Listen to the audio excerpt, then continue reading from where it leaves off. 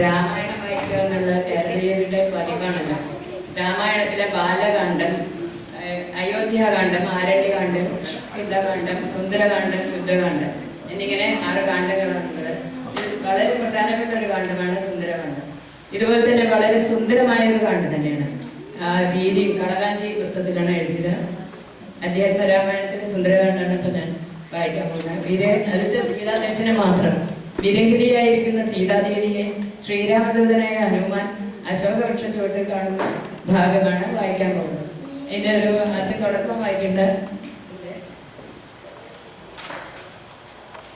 സകല ശുഭകുല വിമല തിലകിത കളേവരേ സാരസ്യ പീയൂഷ സാര സർവസ്വമേ കഥയ മമ കഥകളതി സാദരം കാതുസ്ഥലീലകൾ കേട്ടാൽ മതീവര കിളിമകളടത് അതിസരസമിതി രഘുകുലാദിവൻ കീർത്തി കേട്ടിടുവാൻ ചോദിച്ചനന്തരം കളമൊഴിയും അഴകിനോട് തൊഴുതു ചൊല്ലിയിടിനാൾ കാരുണ്യമുക്തിയെ ചിന്തിച്ചു മാനസേ ഹിമശിഖരി സുതയോട് ചിരിച്ചു ഗംഗാധരൻ എങ്കിലോ കേട്ടുകൊള്ളെന്നരുളി ചെയ്തു ലവണജലനിധി ശതകയോജന വിസ്തൃതം ലംഘിച്ചു ലങ്കയിൽ ചെല്ലുവാൻ മാരുതി മരുജ പരിഗുണ ചരണങ്ങളും മനസ്സെ ചിന്തിച്ചുറപ്പിച്ചു നിശ്ചലം.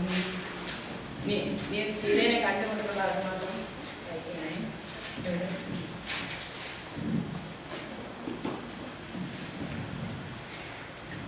നിധി നടുവിൽ മരുവും ത്രികൂടാദ്രിമേലുല്ലംഘിതാബ്ദോപമനാത്മജന്മന ജനക നരപതി വരമകൾക്കും ശാസ്യനും ചെന്നേ വിറച്ചിതു വാമഭാഗം തുലും ജനക നരപതി ദുഹൃതരനു രക്ഷാംഗവും ജാതനെന്നാട്ടിൽ വരും സുഖ ദുഃഖവും തദനു കവി കുലപതി കടന്നിലങ്കയിൽ താനതീ സൂക്ഷ്മ ശരീരനായ രാത്രിയിൽ കിരണരുചി കൊണ്ടൊരു ലങ്കയിൽ ഒക്കെ തിരഞ്ഞാലറിയാതെ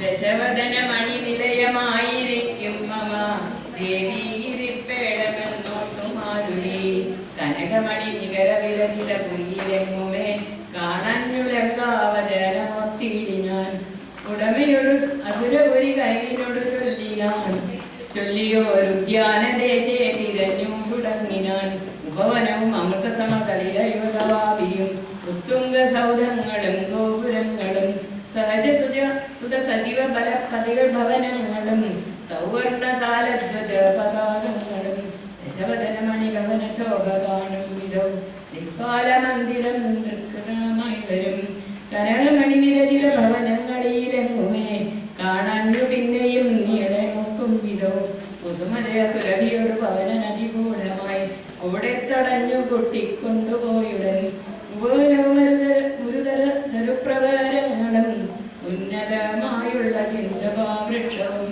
അതിനികിടമകില ജഗദീശ്വരി തന്നെയും ആശോകനാശു കാട്ടിക്കൊടുത്തിയിടിനാൻ മലിനതര ചിഗുരവസനം കൊണ്ടു ദീനയായി മൈഥിലി തൻ കൃശകാത്രിയായത്രയും ഭയവിവശമവനിലുണ്ടും സദാഗതി ഭർത്താവു തന്നെ നിനച്ചലം നയനജലം അവരതമോട് ഒഴുകിയോട് നയനജലം അനവരതം ഒഴുകിപ്പതി നാമത്തെ രാമരാമേരി ജലിക്കയും ഇശിചരികൾ നടുവിൽ അടലൊടും ഒരുമീശ്വരി നിത്യസ്വരൂപിണിയെ കണ്ടു മാരുതി